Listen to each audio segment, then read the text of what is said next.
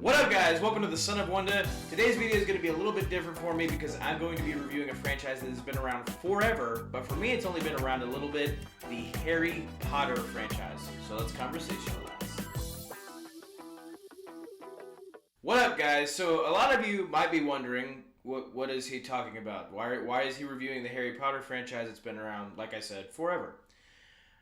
I had never seen the Harry Potter franchise until very recently. And when I say the franchise, I mean the first, I guess you could say 8 movies. I'm not talking about the Fantastic Beasts movies. Haven't seen any of those, mainly because, as far as I can tell, in the Harry Potter fan base, those are not looked the most fondly upon and don't seem to be worth the effort. So we're just going to stick with the original 8. And it's funny because out of all the franchises that I've been interested in over the course of my life, like Marvel, DC, Star Wars, Transformers, I love Tron, all those different ones, Harry Potter was just never one that I got into. I had never seen any of the films, although a lot of my friends, and just in general, different people we'd meet would talk about how much they loved it. Like, it's a franchise that's always been popular as long as it's been around. Like, on the popularity level of, like, I would say near to like DC, Marvel, and Star Wars. It's like a lot of people adore the Harry Potter films and just universe as a whole.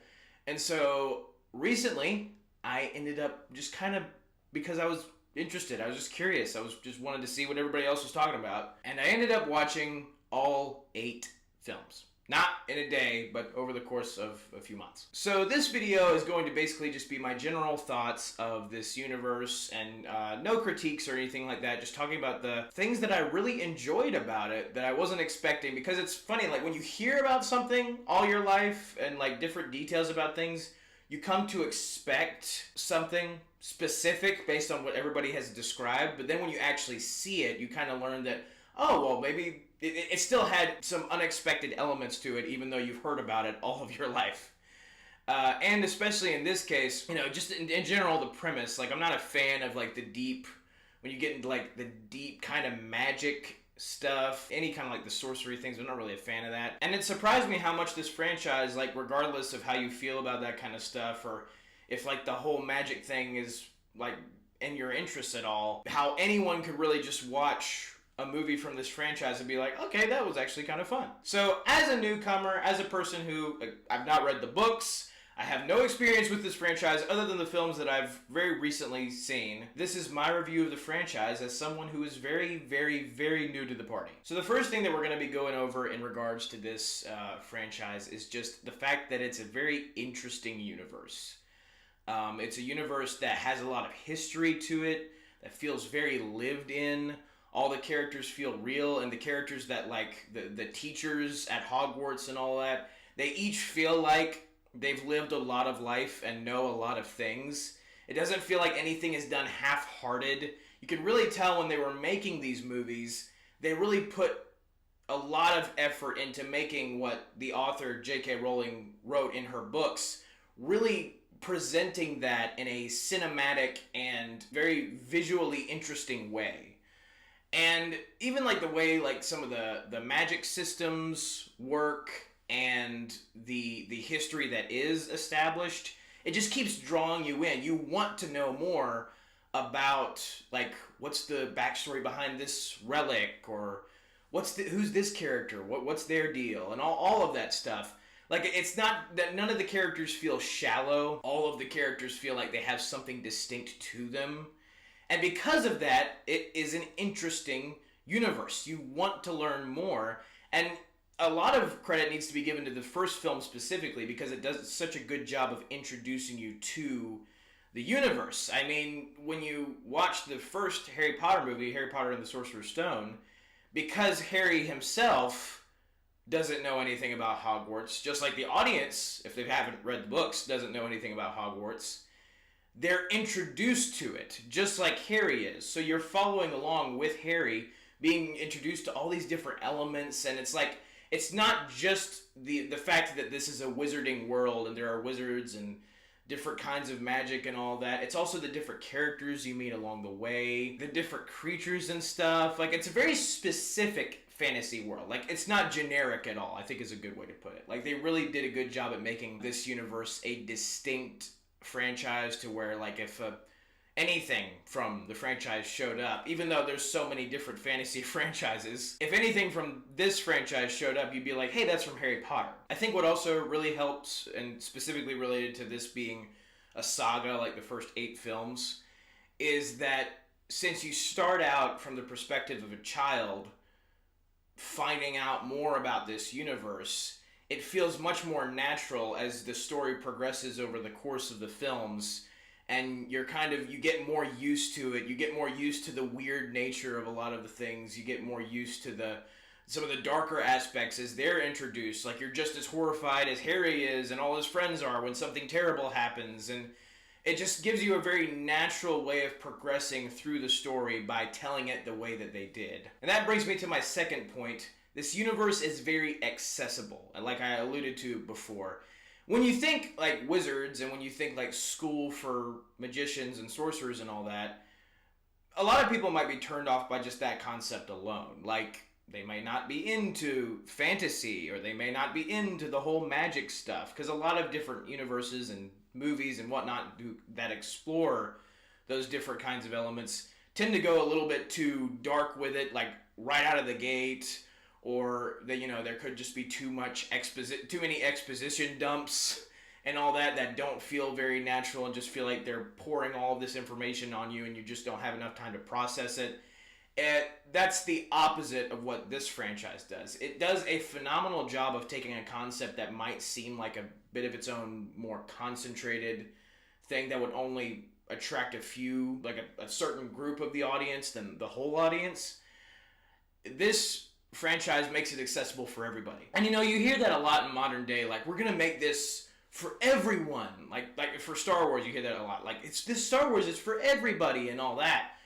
But I think, and so often it's related to this point of like, oh, well, we need more diversity in this thing and that thing and the other thing in this universe or whatever to make it accessible and make it be for everybody. It's like, well, no. Like, you have Harry Potter, for example, which has plenty of diversity in it.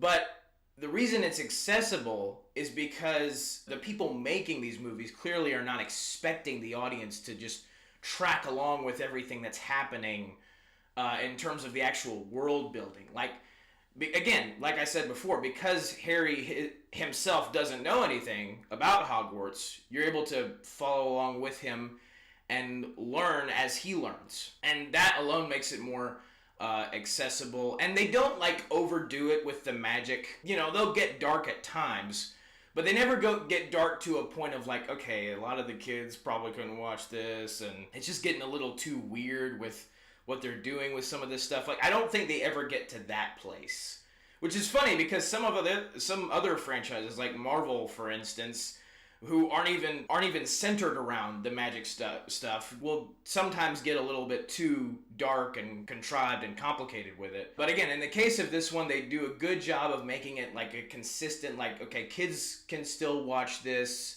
all of the movies, even as, the movies get darker and more mature. They're able to find a relatively consistent tone throughout all of the films to keep that accessibility and keep it to where you're not feeling like, okay, this is just kind of too weird for me. And again, all the characters are very real. They feel like real people. And because they don't lean too far into the magic side of this magic universe, funnily enough, because they don't overdo it, you're able to stay in that universe and feel comfortable, like, exploring all these different things and just spending time with these characters. Which brings me to my third and final point regarding this franchise, and that is the fact that the characters are very relatable.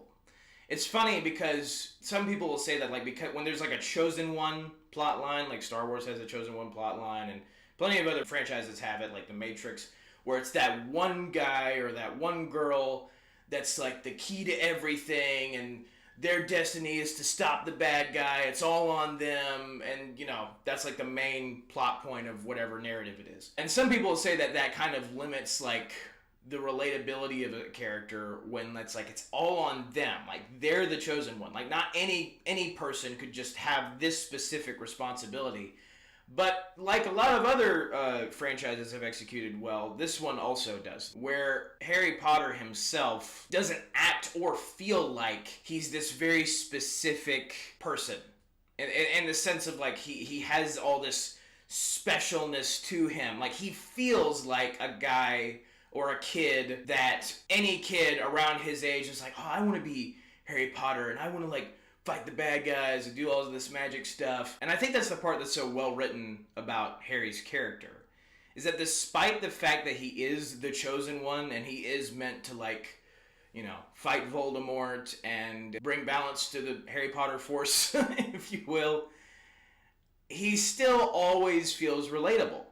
Because he himself doesn't really see himself as... it's a major burden for him, and that's part of the compelling narrative, is that it is such a burden. It's a burden that he has to constantly deal with, even though he doesn't necessarily want to.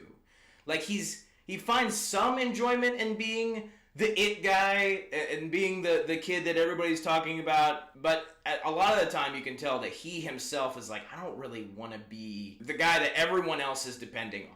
And then, I feel like that's the relatable quality for a lot of different people. Like, if you have a certain responsibility that you're always supposed to tend to, sometimes it probably can feel a little bit burdensome and tiring, and like, I want somebody else to... It's very similar to Frodo in Lord of the Rings, where he doesn't want to be the guy with the ring. Harry sometimes doesn't want to be the kid with the power to destroy Voldemort and all that. Like, him being an orphan... feeling like he doesn't really belong anywhere until he finds Hogwarts, and that basically becomes his home, despite, his family back home, the ones taking care of him, his aunt and his uncle and his cousin, them all being terrible. The bullying aspect, like, there's a lot of different things that they do for Harry's character and the way they write his character that make him relatable, despite the fact that he is supposed to be the chosen one. But beyond even Harry, like Hermione and Ron Weasley and a bunch of different other characters, because Hogwarts is a school and they do a good job at making all of these children normal. Like, they're all normal kids. They're just going to magic class instead of normal school. That gives it that relatable element. And they find, like, different things where they're, like, like teenage drama and the desire to be the best in the class, and they find different ways to bring all of it together and then keep the relatability of the characters. No one of, like, the students at Hogwarts, other than, I guess, Malfoy, the bully, feels like a person that isn't real. There's a lot of, good acting, consistently good acting. I think it's a franchise that never takes itself too seriously. So because of that, all of especially the Harry Potter, Ron, and Hermione, all of the situations that they're placed in, despite the fantastical nature of them, because of the way they write the characters, because of the fact that they write them like real people will react to these different things, it always keeps you engaged, and you never feel like distant from them because of, the incompetence of a certain writer or whatever. Like, they always are doing a good job of making these characters relatable, and you can always see yourself like, well, I'd probably react the same way if I was faced with a dragon or something like that. Because a lot of the relatability of the characters is helped by the fact that the world is grounded in a basic sense of reality. Like, they don't, like I said before, they don't overdo the world building aspect, but they also don't not do the world building aspect. Like they find a really good balance that allows relatability, allows accessibility, and just, again, like I said before, creates such an interesting universe with all of these different elements that you're having to juggle, whether it be the dark tones, the more lighthearted ones, the more comedic ones. I think in general they do a really good job of balancing all of these different things out. And so that is my review of the entire Harry Potter, well, I say entire Harry Potter franchise. All of the movies except the Fantastic Beasts films. But as far as these 8 films, I was surprised and pleased at how much I enjoyed them and how interesting and accessible they were, despite, at first glance me being like, I don't know if I want to, watch a franchise that's built around like a sorcery aspect. that's just it. It's not built around a sorcery aspect. It's built around people. It's built around actual people. The story's about actual, people that feel real. Very similar to the way that Star Wars is built around people that feel real. Lord of the Rings is around people that feel real. And, despite whatever fantastical aspect a franchise is built around, Harry Potter, just like those other ones, is able to keep it grounded just enough to where you're always engaged and you're always caring about the characters and you feel like this is a real place that you could visit or you'd want to visit and stuff like that. So I was very pleased and pleasantly surprised, and I would recommend that anybody who hasn't seen it, like I had not seen it, go watch it, and you'd probably be surprised as well of how much you enjoy it. But that is my review. Thank you guys very much for watching. Have a very blessed day. May the Lord be with you. May the Force be with you. Goodbye. And that's a wrap.